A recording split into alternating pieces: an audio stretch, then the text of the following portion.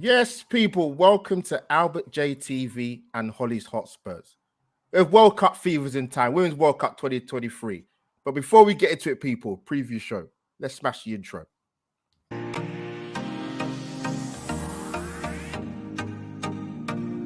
Women's World Cup 2023 is finally here. Hashtag Australia and New Zealand. Serena Wiegman's Blue and White Army are going for glory. Collaboration time with Albert JTV and Holly's Hotspurs. Welcome to the World Cup preview show. I grew up in a place where they told you what to chase, told you how to run the race. Every move was on the page, but I didn't like their way. And there you have it, people. Funky surround intro into World Cup Fever 2023. People, I tried my hardest to obviously get me and Holly over to Australia, New Zealand, but the begging and the emails and the DMs didn't work. But we're going to kick off the show for our preview show. Looking forward to it. This is not the first time me and you two Tottenham wife have collab, but because it's international duties, we have put our hatred aside for a few weeks just to get through this preview and the rest of the tournament. Looking forward to it. Been a lot of furore and pay disputes and TV coverage of the World Cup, which is something we'll have a conversation with another day. But Holly, welcome to the joint collab. This has been the pipeline for a while. How you been? Yeah, I've been all right. Like I say, it's quite nice to talk about something that isn't Premier League and we can actually get on for once. But it'd be nice. Like I say, we enjoyed it the couple of years we've done it before with the men and the women. So I'm excited to get it cracking this year. It'd be good. Yeah, absolutely. People, when you do arrive in the chat, don't just touch the like button. Smash the like button for both me and Holly on my channel and her channel, because we're doing it from both our channels. So smash the like on Albert JTV and Holly's Hotspurs. But yeah, Holly, a couple of things I sort of want to mention before we bring our two amazing guests on. So yes, the World Cup is here. Do you want to mention a couple of things?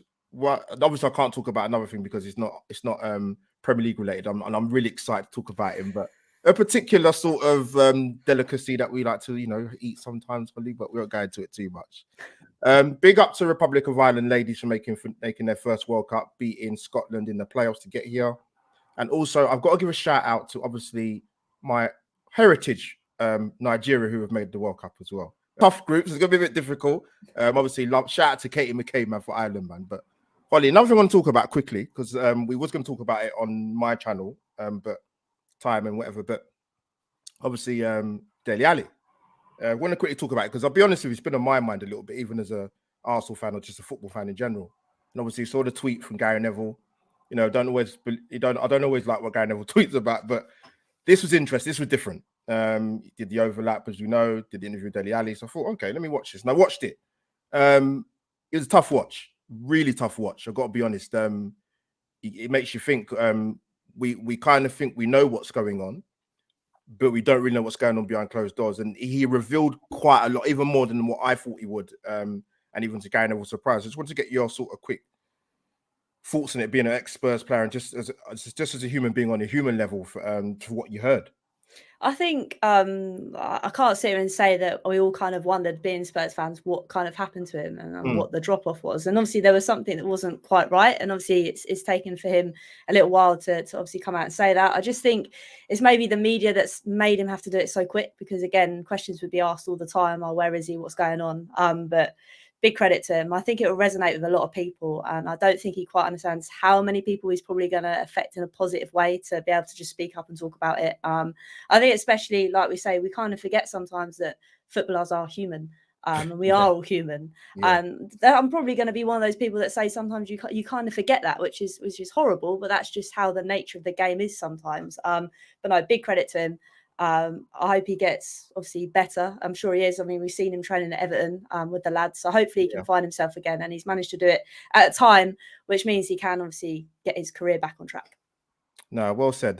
Yeah, like I said, it was fair play to him, just on a human being level, to talk about some of the things he spoke about. And I think he mentioned the key thing, like it's not only him, that he's met many people in very similar circumstances where this is the case. And for him to even has made it as a footballer, to be honest with you, is remarkable with the backdrop that he spoke about. But fair play to him. I hope he gets better. I hear that Everton have been fantastic about it. And yeah, hopefully on the road to recovery, man. But Holly, let's change tact now.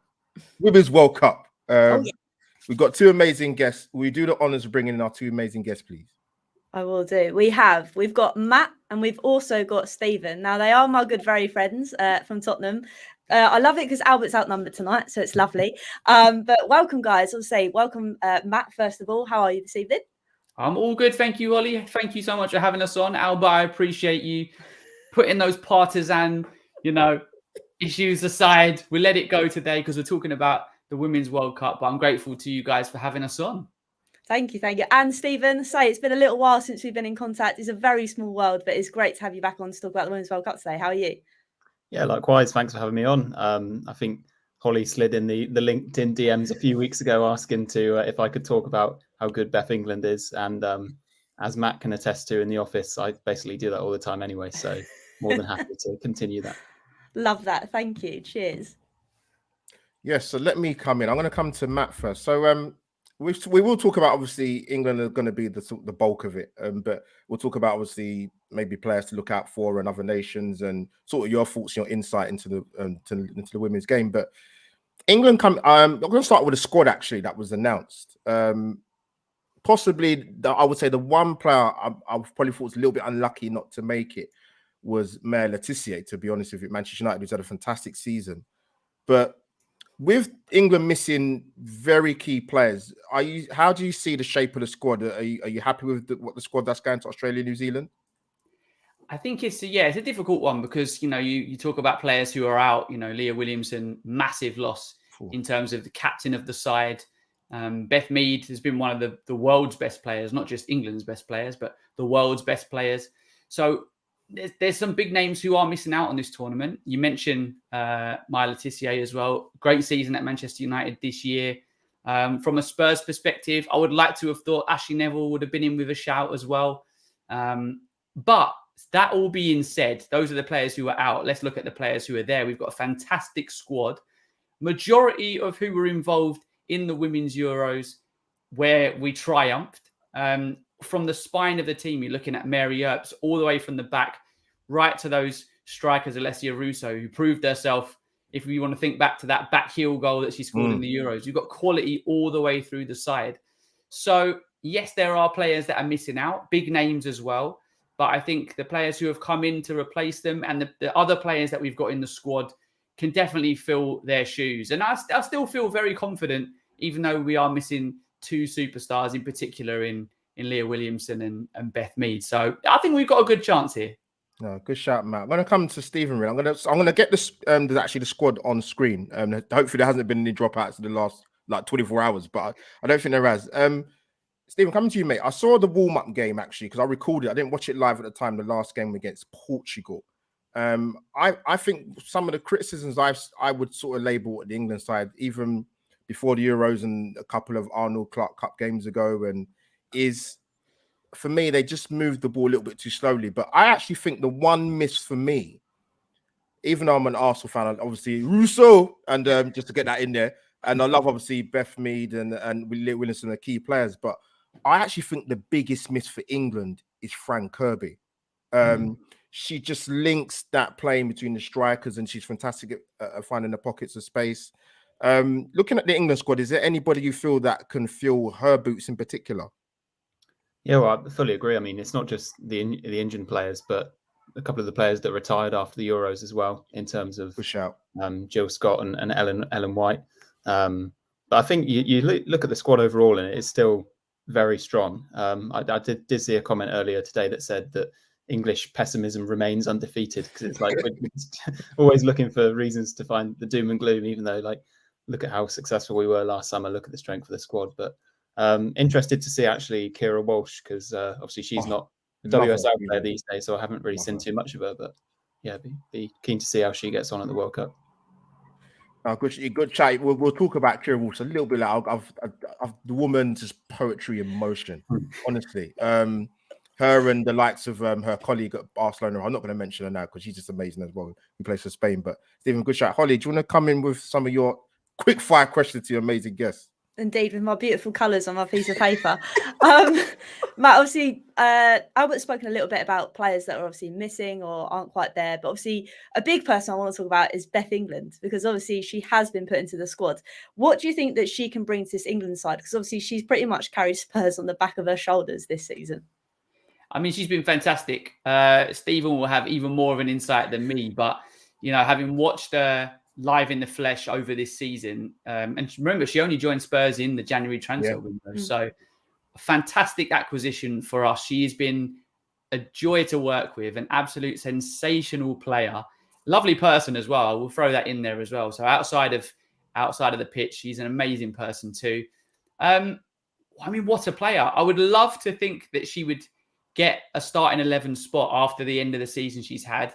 There's question marks over who will get that spot up top, with Russo in good form, obviously Rachel Daly as well. So it remains to be seen exactly who will be starting. But make no mistake, Bethany England will play a huge part in any success that England has at this World Cup. I'm convinced of it. She is that type of player that in the big games, when she is needed, she will step up to the plate and she can deliver. She's done it for Spurs for the last 6 months. Like, as you said, she scored the majority of our goals that kept us in the WSL this season. And she's a big game player.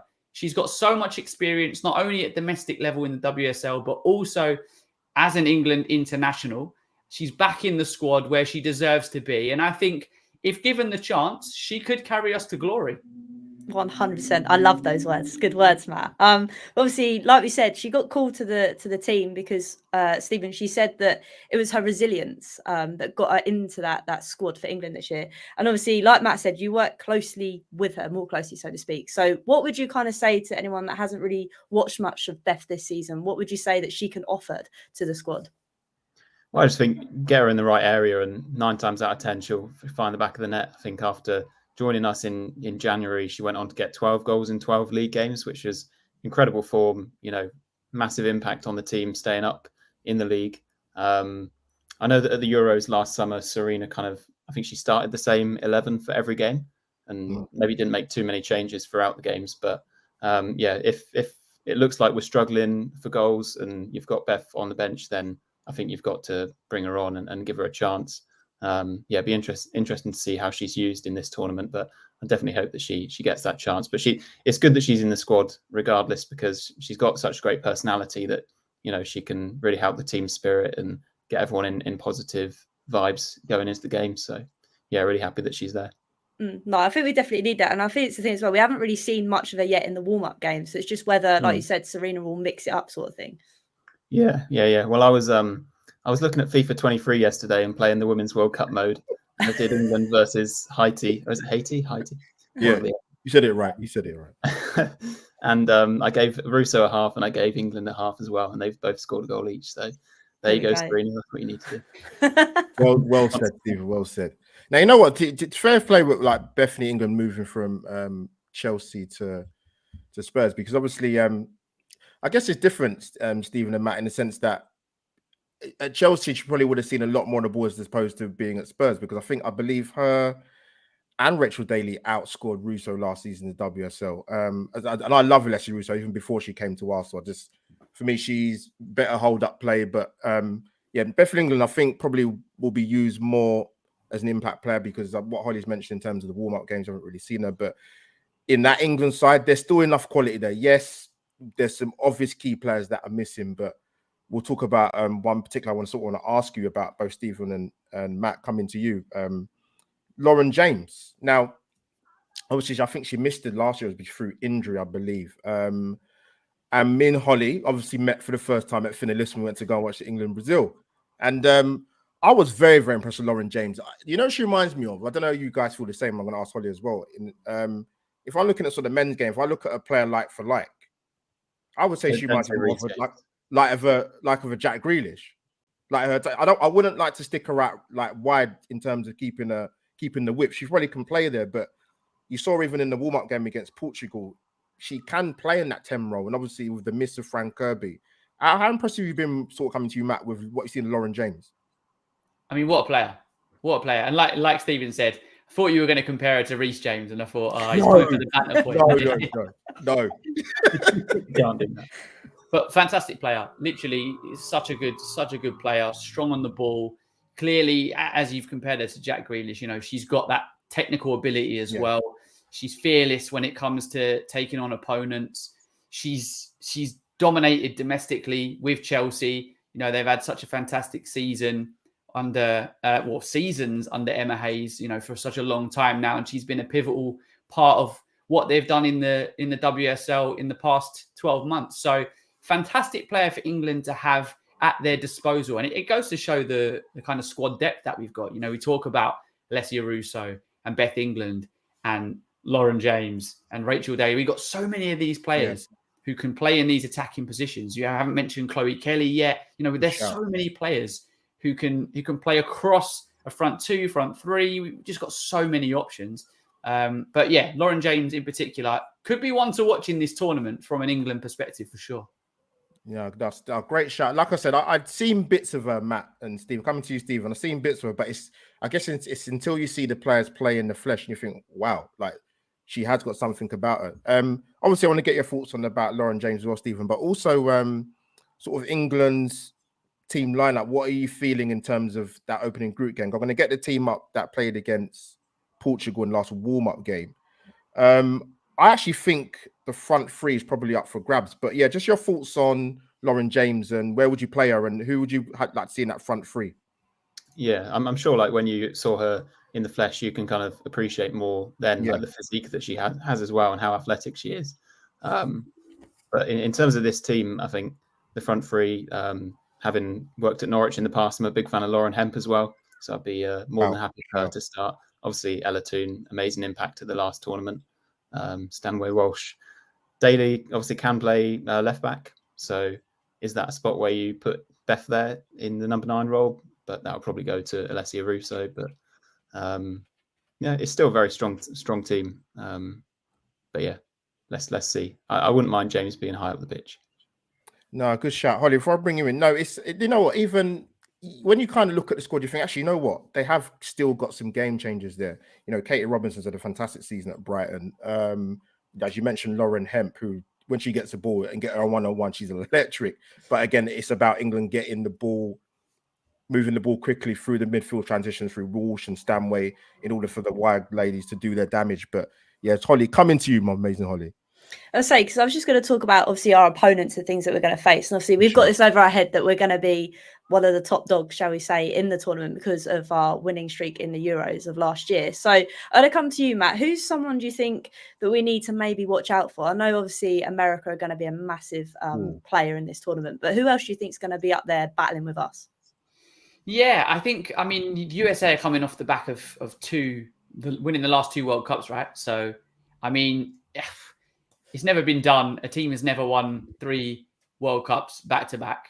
It would be a fantastic achievement for them. Yeah. Hopefully, England can do it and claim our first trophy since the Euros because we're just that good. We win trophies all the time. But you know what? Other teams who have got potential. I mean, you have to look at the likes of. I actually think this tournament there's going to be some dark horses. I think that the traditional teams who have done well when it comes to women's football, like Germany, Brazil in the past, I actually think it's going to be a team like, and Albert, you mentioned them earlier, Nigeria, who actually, could come good this tournament and provide something of a challenge to the established winners like the USA, obviously England recently, but there's a lot of individual talents when it comes to teams like Nigeria and Brazil. Obviously Spain, you mentioned they've got a Ballon d'Or winner in their ranks, so it makes sense that they would be up there. They had a great Euros as well. So there's quite a few teams. If I was going to go for an obvious contender to England picking up the trophy, you would give USA the nod. And if I'm going to go for a dark horse, I'm going to put a little wager on Nigeria, I think. Go on, Matt, son. Go on. That's it, mate. Send you some jollof rice in the post, man. Don't worry, man. My guy. Oh dear, you're in Albert's good books now, Matt. You are very much so. But Stephen, I was going to come to you because obviously Matt's mentioned USA. But for me, I feel like with Australia being the home nation, do you think they could pull something out of the bag as well? Yeah, I was going to mention Australia as a bit of a dark horse. Obviously, they're the team that ended England's 30-game unbeaten run in April. They've got Sam Kerr, who's been having a great seasons for a while now. And actually, from a Tottenham's perspective as well, there's Kaya Simon, who used to play for Tottenham. She's recently come back from a long-term ACL injury, and she'll be travelling with Australia. Well, not really travelling because it's their home tournament, but yeah. So no, I think they'll want to keep an eye on. But in terms of England's group as well, I think Pernille Harder for Denmark, a player to watch out for. Had a good season for Chelsea. So yeah, she's just returned from injury as well. So we'll see. No, well, we top that group, right? Yeah, I mean, looking at the groups now, England top that group. Denmark will be the toughest challenge. China are a difficult side as well. Haiti have qualified, done a fantastic job. But realistically, we should top that group, which should see us through. There are clearly some other talented sides across the tournament, as well as some first-timers like Zambia, for instance. Yeah. So I think it's going to be an excellent tournament, but I see England topping the group, and then the real challenges begin, the knockout stages. So all to play for. No, good shouts. Like, there's some tough group. When I looked at the groups again yesterday, obviously my beloved Super Eagles are in there. They've got a tough group though, right? You get in the group of Australia, Canada, and the Olympic champions. So they're not going to be a pushover. And obviously, obviously the Republic of Ireland, their first World Cup, so they're not coming here to be passengers. But I just want to bring it back to England, because I think for me, I don't know if it's a little bit of a concern for me, but in terms of England's defense, because obviously we know Leah Williamson is not there. I don't think Millie Bright hasn't played since March. I believe she's had a knee injury. So obviously we saw in the warm-up game, we had the centre-back pairing of Esme Morgan, and we also had Jess Carter of Chelsea. This is my thoughts, right? I'm going to come to Stephen. I love Alex Greenwood, personally, professionally, whatever. I love it. I think she's got an amazing passing range as well. But I think for balance in that back four, if you're not going to play Niamh Charles at left back, then for me, Greenwood has to play at left back. But then you've got the issue that if you're going to have a two new centre back pairing in Morgan and Carter, you've not got anyone in terms of experience at international level to sort of guide either one of those two along. And obviously, Lucy Bronze speaks for herself. The woman's just class personified. But is the defence a bit of an issue for you, Stephen, or are you pretty still confident with it? Could be a bit of a concern. I wonder if Ashley Neville would have helped solve this problem. Obviously, she doesn't have any international experience at the moment, but she's got plenty of experience. But I like to think that looking at the group stages and the games that we've got, hopefully we can get 3 out of 3 clean sheets or 2 out of 3 and build a bit of confidence going into some more difficult knockout games, and hopefully we'll be okay. And even if we do start conceding, hopefully we can just outscore the other team and we'll be fine. Not Russo in England. It's just no, of course, yeah. Matt, coming to you, what's your thoughts, mate? I think the warm-up games, I think forget about them, write them off. We've seen it with World Cups and Euros and tournaments in the past where England, both the men's and women's teams, have smashed teams 6-0 in the build-up, 4-0s, and this, that, and the other. And then we haven't got past the last 16 or the quarterfinals. So we can go out, have some tough challenges like we did against Portugal and other games that we played recently, and then go on and win the whole tournament. So I think take those warm-up games with a pinch of salt. I think the proof is in the pudding. When it comes to international tournaments, England always do well. We haven't always won them, but we've won one recently, which is a fantastic achievement. So we're going in to this tournament, into the World Cup, on a massive high. We're the European champions. We should be going in thinking that we can really beat anybody, that we genuinely can beat anybody on our day. Yes, we've got a relatively new centre-back pairing, and Leah Williamson is, as I said, is a massive loss, the captain of the side. She is a rock at the back there. But you mentioned her before, Lucy Bronze, fantastic player, so much international quality. Mary Earps as well in the sticks. There's players around them who can help guide them. There's players in front of them who have fantastic international experience as well, with the likes of Georgia Stanforth. So I don't think it's a massive concern. We've seen it in tournaments before where centre-back pairings through injury or suspension or whatever have had to come together and do the business. And they're both top individuals. So I reckon we'll be fine. I don't see it as a massive concern. I like the conference. Holly, before you come in, I saw the betting odds actually in terms of the tournament. I don't know how recent these were. I think guys might have seen this, but let me get it up. So, and I think Canada's at the Canada's about 45-1 as well underneath that. But USA fight the 2, England fight the 1, Spain 6-1, Germany, you can't write them off 8-1, France. Australia just behind France in terms of betting odds. So Australia could cause a surprise, but yeah, USA can be tough. You know what I mean? These guys are serial winners, man. Like the likes of Morgan, Sophia Smith has been ripping it up for the last 12-18 months. Megan Rapinoe's still there. So Holly, come in, Holly, come in. Yeah, I was just going to say, because actually you've kind of led on to like my next question. And obviously that we all know that Rapone, I think she's retiring from international football this year. So she's definitely got something to prove going out with a bang. So Matt, I'll come to you first. Is there anyone you've kind of got your eye on that we were like, right, we need to look out for them? Because obviously, like we said, Rapone's like another level of human being, so to speak. Is there anybody else that we just kind of need to look out for in this tournament?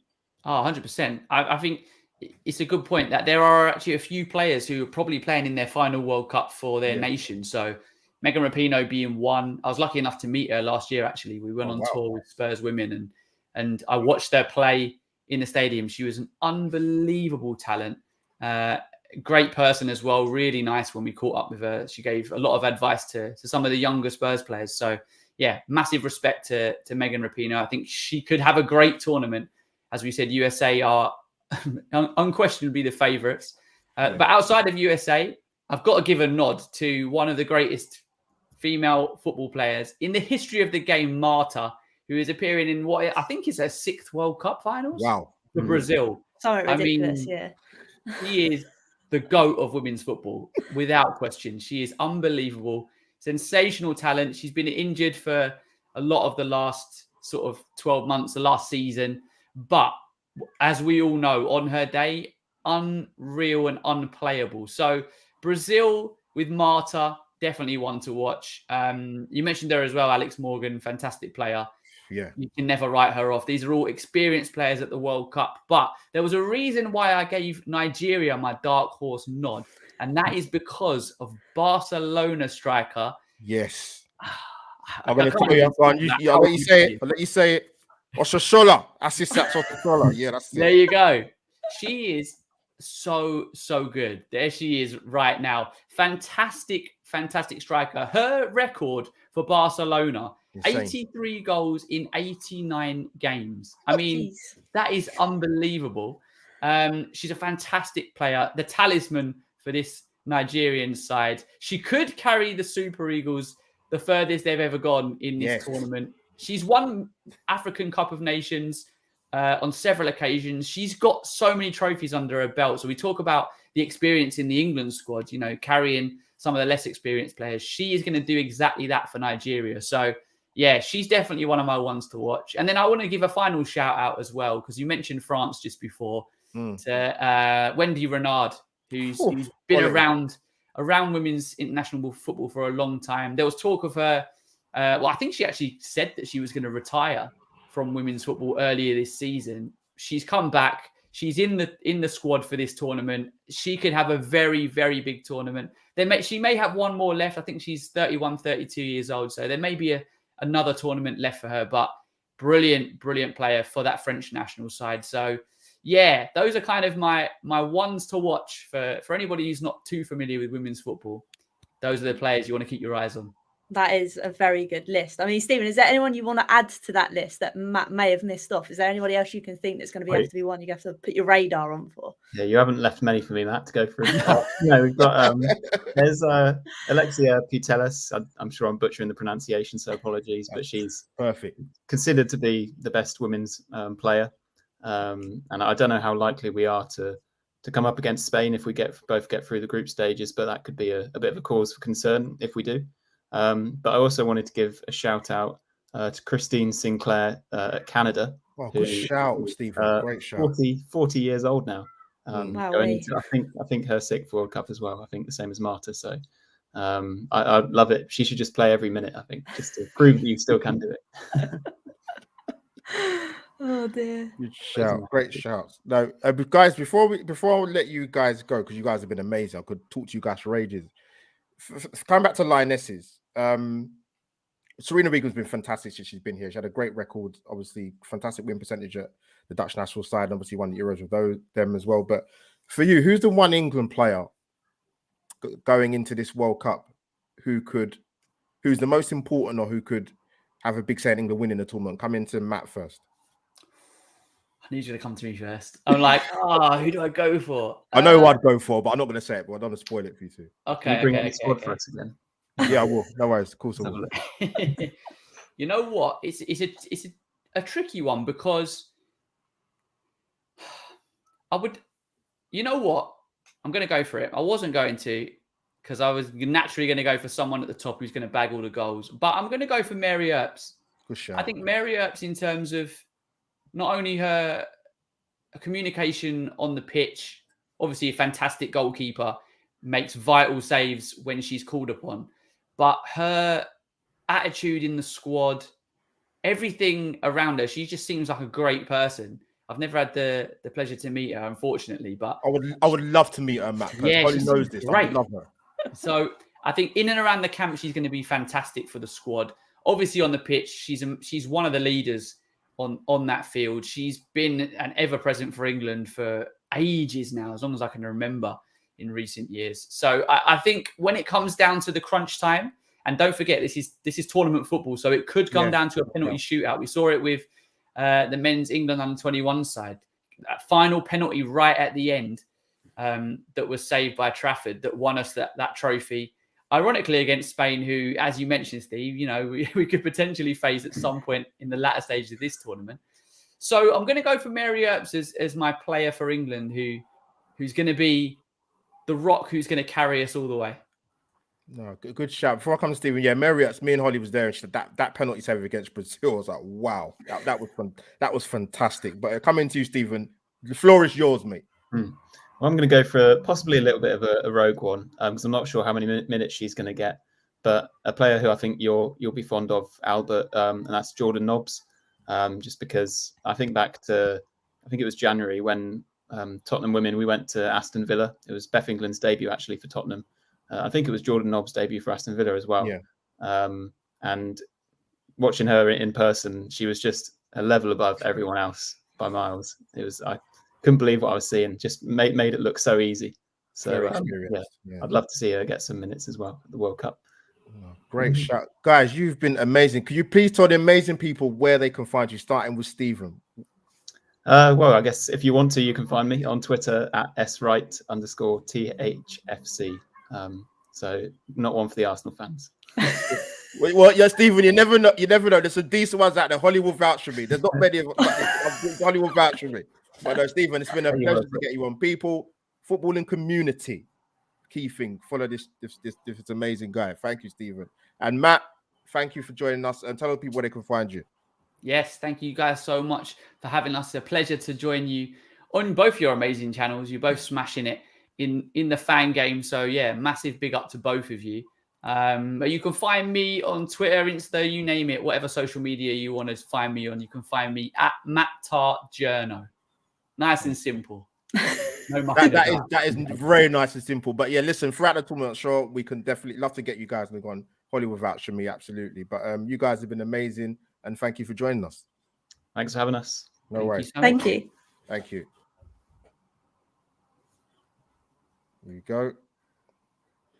Yes, and there you have it, people. Holly, that's 2 down. We've got 1 more to go. Before we introduce our amazing guests, Holly, let me come to you. Ask you a question, actually. As my fellow co-host, who are you looking forward to seeing play in terms of the England team, and maybe players you might not be familiar with in terms of outside of England, but anybody you got your eye on? I don't know. I'm probably just going to be boring and say an England player because I can't scream Mido this tournament. No, you can't do that. No.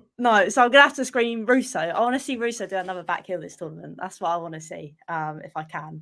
So yeah, I think Russo's going to have another amazing tournament. I hope she does as well, because as much as I want to see Beth England, I feel like she's going to do the business. No, good shout. Let me come before we bring our amazing guest on, Holly.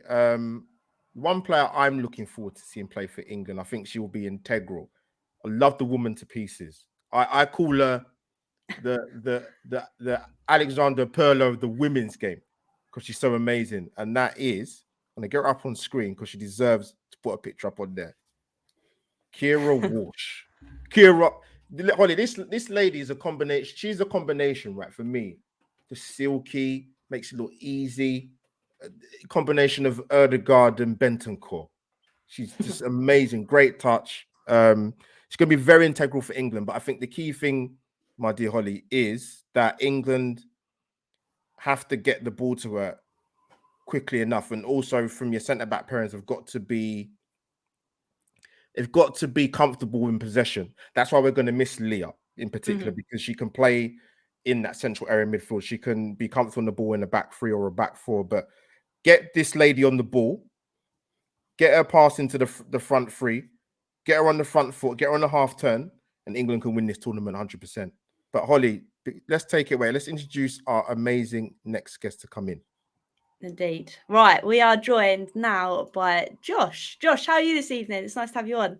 Yeah, good. Thanks. How are you guys? Great show so far. Josh, absolute pleasure. Thank you for coming on, mate. Got the England top on. It's the only time I'll ever wear red. Only time. I did the good thing and bought a blue one, man. I don't know if you find this right, and this is a question for Holly because you're the Spurs fan like me. That when it comes to England, I actually prefer a red top to a white one. I like a red England one. away top more than I like the home top. I don't know why. Always have done. I don't know, man. It's difficult. I mean, I do have a red one, but I hardly wear it. Holly, to be fair, even I said to you at the time when they released the England women's away kit, I was like, "Oh my god, this kit is insane." I like the home kit. The home kit's nice, but the away kit, different. I've got to say though, the recent England kits have just been getting better and better. Yeah, I don't know why, but and I mean, you've got one behind you, like classic top, right? And when I look at every single England top down the years, of course, there are a couple of boring ones, but most of them were so nice. And I always think with the Tottenham kits, especially recently, they've just been, a bit boring. But I know that's not why we're here anyway. We've got only a few days to go now. It's crazy. It's Josh, it's mad. Like, even like we mentioned at the top of the show, 8 weeks ago, apparently there was nobody that could broadcast. It's insane. It wouldn't happen in the men's game. We know that wouldn't happen. And obviously there's pay disputes as well, but we're finally here. So I don't know how much you've seen of the show beforehand, but how are you feeling with England's chances going into this tournament, minus obviously the key players missing? Sure. Yeah, I think England are going to go into it fairly confidently. I mean, why wouldn't you after the Euros? And I know, of course, failing to score in the last 3 games, which is slightly concerning. That's not really what you want when you go into a World Cup like this, because I think this is the first time in a long time where England, feel like they've got as good a chance as anyone to win this tournament.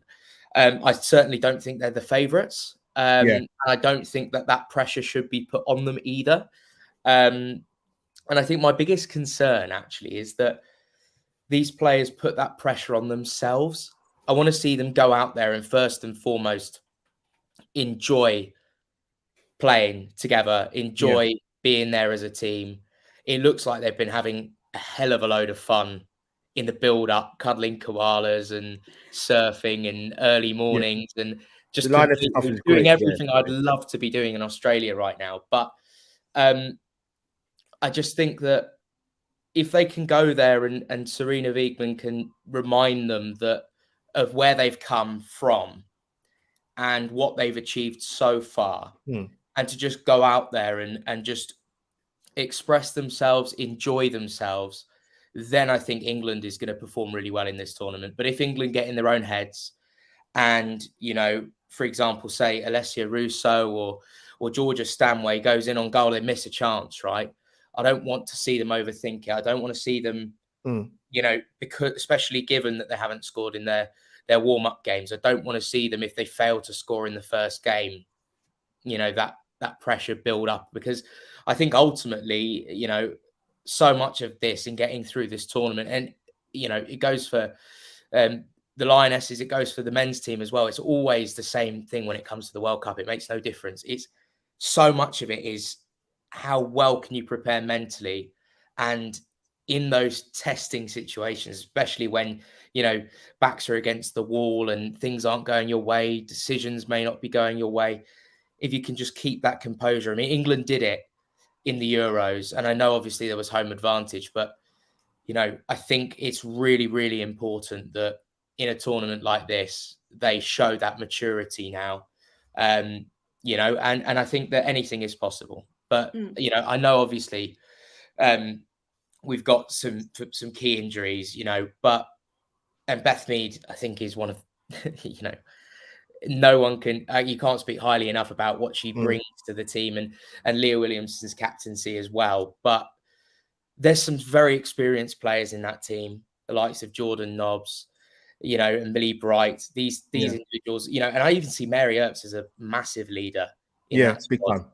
So one of the things I absolutely adore about this squad is just how great the characters are. And obviously doing the work that I do in social media at Mail Sport, we've been fortunate enough that we've had Catherine out there, and we've been getting lots of clips and lots of bits and pieces from the squad. So we get to see little we get to kind of peer into their camp a little bit, and they're just absolute class. I wish I was part of that team, because they seem to have so much fun. It doesn't matter. There's not the same level of, I think, tribalism in the men's game. Well said. And I think that really helps. But I think Serena Wiegmann is that perfect balance of, someone that is deadly serious and so good tactically, but also she can get her dancing shoes on as well. And I think that going into a tournament like that, I think the team spirit's just unreal. So even with the misses, I think England's going to have a good tournament.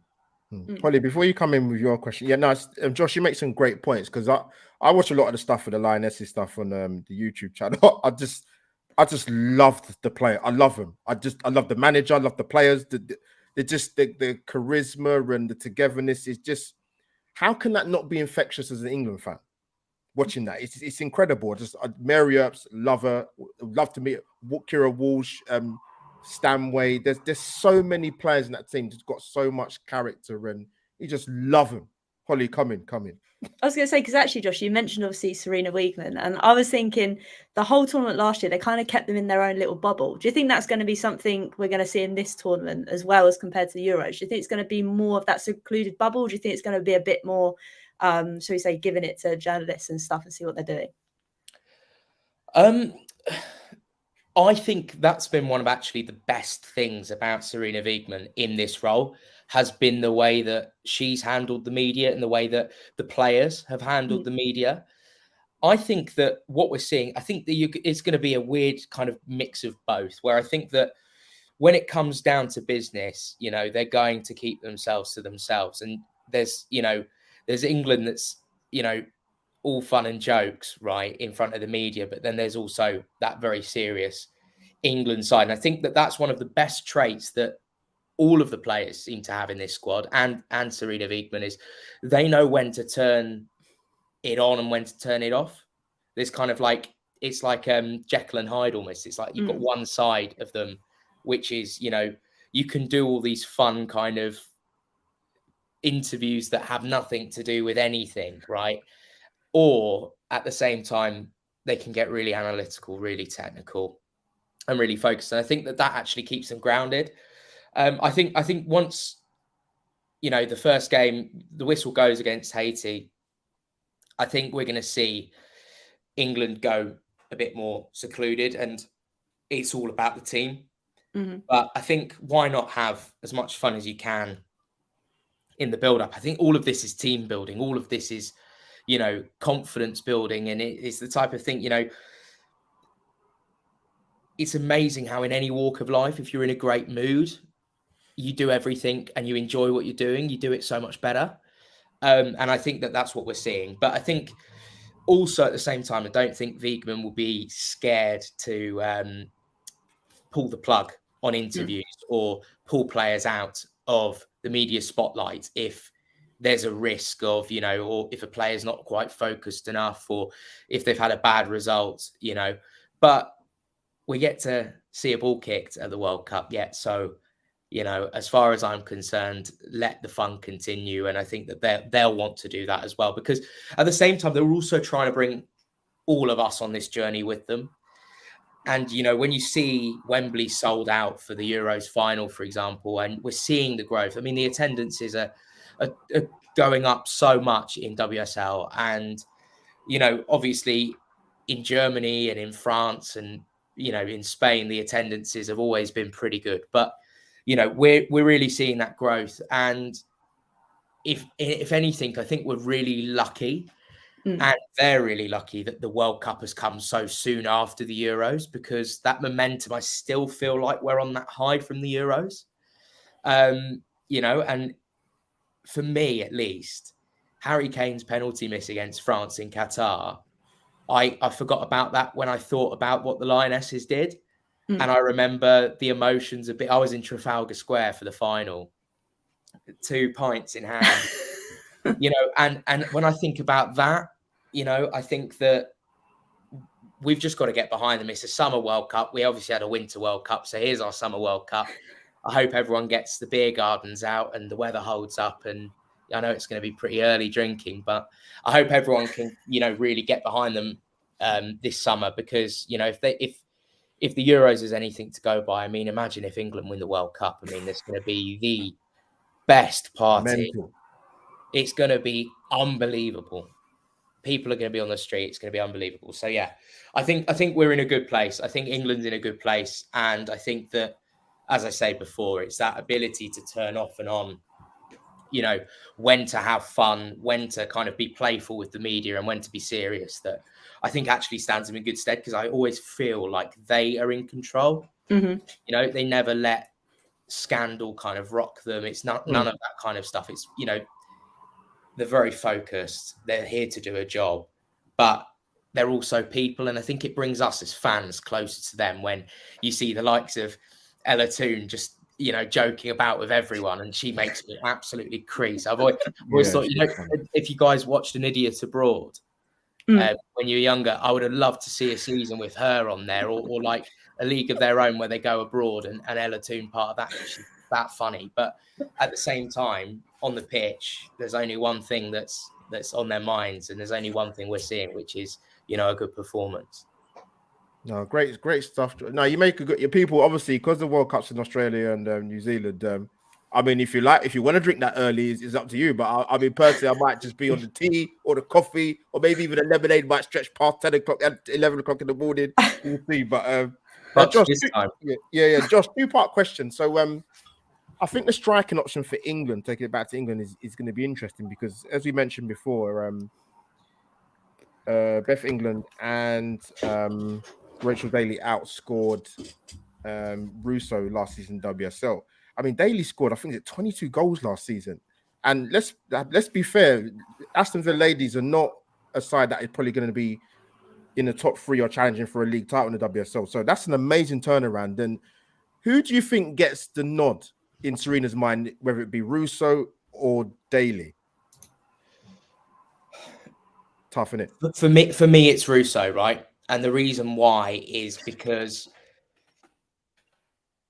when you look at what happened at the Euros, when it really counted, who stepped up, who were the players that were, you know, in the moments where it mattered most, the ones that delivered. And I don't think that you can dispute what Russo has done. And I know, obviously, Daly has had a great season. And I think that what's good is that, and we've seen this with Wiegman. Wiegman will chop and change in the tournament depending on who the opposition is. And, you know, they might start out with Russo, but finish the tournament with Daly. And, you know, I think ultimately, at least for me, I'm going with Russo. I've probably got a bit of bias though, because she's a Maidstone girl. I'm from Kent. She's local to me. So I think ask anyone from Kent, everyone's getting behind Russo, even if she plays for Arsenal now. But, you know, I think at the same time, you know, this is it. It's a squad depth, and also you've got England as well. So England come in, and she's got experience, and Beth England's delivered in big moments, throughout her whole career. So I think that you don't want anyone to get injured, but should England suffer any more injuries, certainly in those attacking positions, we're pretty well stocked. And I think that England have probably more depth and top quality depth, up top than most other teams in the tournament. And, I think that it's one of those, I think that it doesn't matter who you play. I think they're going to give you something different. I think, Beth England's, her experience, her clever runs, she's really good at, getting ahead on stuff as well. Whereas, Russo's probably a little bit quicker. Yeah. But, for me, at least, I'm going with Russo. I've got to stick with Russo. And then, we'll just see how it goes in the tournament. But as I said before, Wiegman chops and changes. And I don't think I'd be disappointed to see either of those, three start. I think whoever's playing is playing because it's the right player to start that game. Good shot. It's like it's a good problem, man. Like Daly, obviously, I know she played at left back in the Euros, but I mean, when she's at Houston Dash, she was a striker. I mean, she must be the only player in the entire England football in history that can play everywhere. She probably can play in goal. I'm not sure. I'll have to double check that, but I'm not too sure. But yes, Josh, come back to you again. Sort of like, obviously, there's some England have got some amazing players, but there's going to be some amazing players on show. I mean, if I just rattle through some, is any players you're looking forward to? But I mean, obviously, as mentioned before earlier in the stream, my fellow Super Eagles Nigerians, obviously, Osha Sholo's got a lot of goals for Barcelona. The lady in the other picture with the blue hair is Rashidat Ajibade, who plays for Atletico Madrid. One of my favorite, Spain have got some amazing players. I mean, Kira Walsh's partner at Barcelona, Atena Bonmati. You've got Caldente. You've got Una Basha, who plays right back for Man United. I think she's leaving after the last, I'm not too sure, but she's one of the best right backs I've ever seen. She's amazing. So anyone who watches Spain in the tournament, amazing football inside. If you see a team keep the ball better than Spain, I'll be very surprised. And obviously with Germany, you've got Lena Oberdorf, who can put a tackle in. I'm surprised she stayed on in the final in the Euros because she gave away some fouls. But there's some really good talent on show. Cascarino for France. Josh, any players you're looking forward to seeing, mate, in particular? Yeah, look, I mean, Spain and Germany were the two that I was thinking of as sort of dark horses for this tournament, because, I mean, it would be obvious to say the US. The US are always strong. And, I think also Australia being a home tournament, when you've got a player like Sam Kerr who can win a game on her own. Yeah. She could win finals on her own. Sam Kerr is just absolutely ridiculous, absolutely ridiculous. I'm looking at the likes of Paredes, for example, for Spain at the back. Really good experience. Very. And good leadership qualities as well. And, Gonzalez could have a good tournament as well. But Spain, it's been interesting because Spain are one of those teams that I expect so much more from. Yeah, good shout. You look at the players that they've got and you think, well, why aren't they going as far? Why is it not quite working? Maybe this is a tournament that they can go further and they can, all of the players and quality that they have can flourish kind of in harmony. But I've got to say, I am very worried about Germany. I shouldn't be because of the Euros final, but Alex Pop, yes. You've got players like Alex Pop, I think Frum's in goal as well, or if they choose to go with Berger, I mean, they've got two great goalkeepers there. Lena Magul as well is excellent, and she can turn, nothing into a goal, or she can, pick out a pass from anywhere. You already mentioned Oberdorf. Oberdorf at her age, tackler. Is, it's just nuts, some of the young players coming through. I'm also looking at Hegering at the back. I think Hegering is another one. She's one of the best defenders in the world, in my opinion. And Leah Schuller as well on the wing. Germany have so many options, a bit like England. But then I'm still backing the Lionesses. I'm sorry. I'm still backing. Look, I'll tell you, if there's one player, I could name probably 5 or 6 players I think it's worth watching out for. But I think Lauren Hemp's going to have a massive tournament. Yeah, class. I think Lauren Hemp is going to have a huge tournament. And Josh, it's amazing with her. Josh, sorry, Josh, it's amazing with Lauren Hemp because one thing she's actually I think she's quite short. She's actually very good in the air. Yeah, which is quite weird. But yeah, listen, she's a sorry, come in, mate. I was gonna let you finish up. Sorry, mate. Just raw pace, just absolutely unbelievable. When Lauren Hemp gets going, good luck trying to stop that. I'm sorry, but Roadrunner. Josh, you make a good point about Spain. I think if you put a Rachel Daly up front in the Spain team, they'd win a tournament.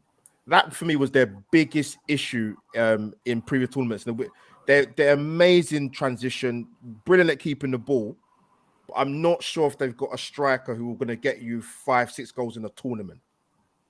Yeah, I wonder if sometimes there's a bit of conflict of interest in that team, not necessarily deliberately, but when you've got a number of top players all playing in the same team and perhaps the quality isn't quite as good around that, you sometimes get an imbalance and you sometimes get certain situations where, Putellas, for example, might try and take a team on her own.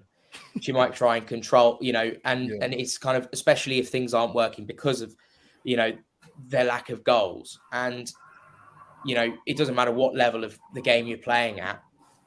If you're in a team where you're struggling, but you've got a couple of outstanding players, they get fed up. I'm just going to take it on my own. And then they get tackled or it doesn't work out and it lets the whole team down.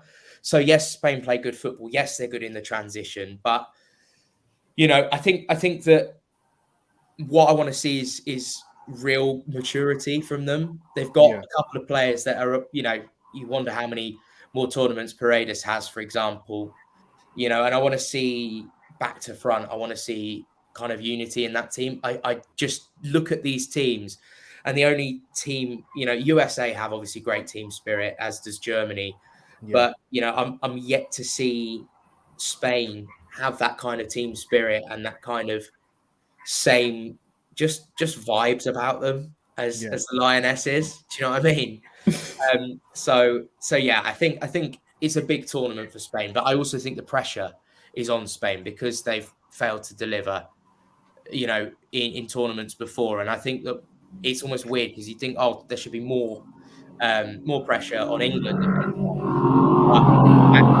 But in a situation like this, as I mentioned before with the Lionesses, I don't want to see the Lionesses put pressure on themselves. Spain, I think it comes with the territory, being a country like Spain and having the players, when you've got someone like Putellas, for example, you can't not perform in a tournament. So it could be an Argentina situation where it all just sort of comes together, in this one tournament. But who knows? I mean, and the other thing is, in terms of people to look out for, one person that I haven't really spoken about is Katie Zellum.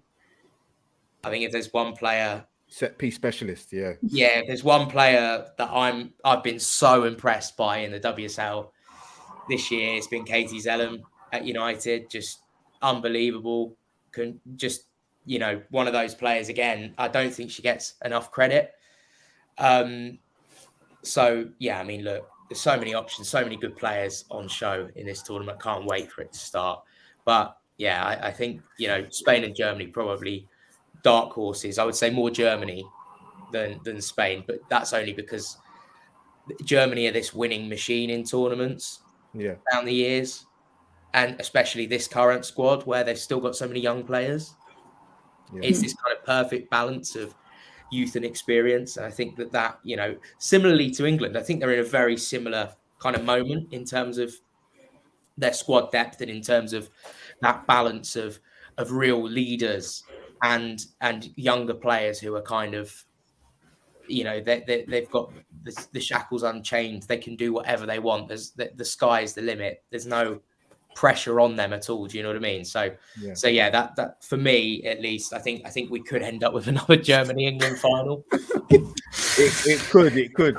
Josh, you've been before I let you go. One player I'm looking forward to seeing play. I watched when England played USA not long after the Euros is Sophia Smith. She's had an amazing 12-18 months. So It'd be interesting to see how she gets on. But Josh, you've been amazing, mate. Thank you for your amazing insight.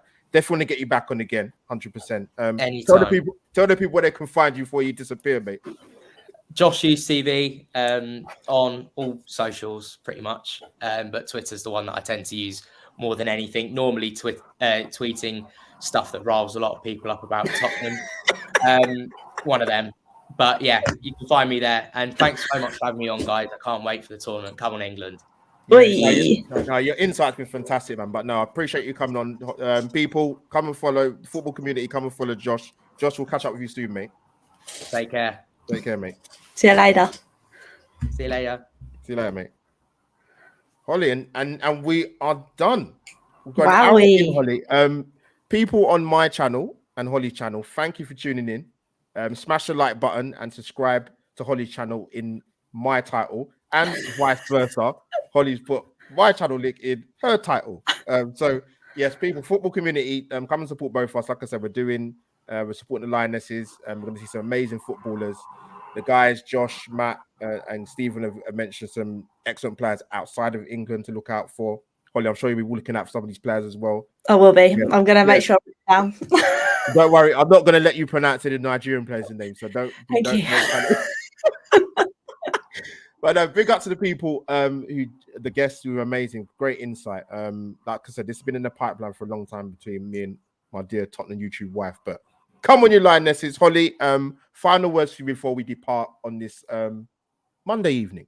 I was going to say, I forgot what day it was, to be fair.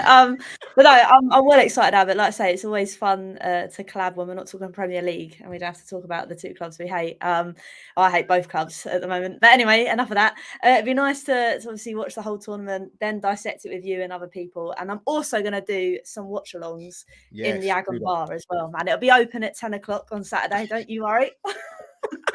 I mean, Holly, I would love to come. I've got an invite officially in the chat, but work and just work. That's the only thing will stop me. Yeah, but I will make my visit to your neck of the woods one day. It is Southampton, isn't it? Or Portsmouth? Well, it's a bit of both. Well, you can't live in both areas. Which one is it? I live in Portsmouth. Right. Okay. Right. Mum and Dad live in Southampton, so it's a bit. I don't know how that works really in terms of the rivalry, but here we are. Okay, audio listeners, I will go to both cities. Okay, it's not a problem. So this will be put in the audio as well on my channel, so I'm sure Holly will share it as well. So you can hear my dulcet tones and Holly's dulcet tones as well. But guys, it's been an amazing preview show. Come on, you Lionesses, Serena Riegman's Blue and White Army.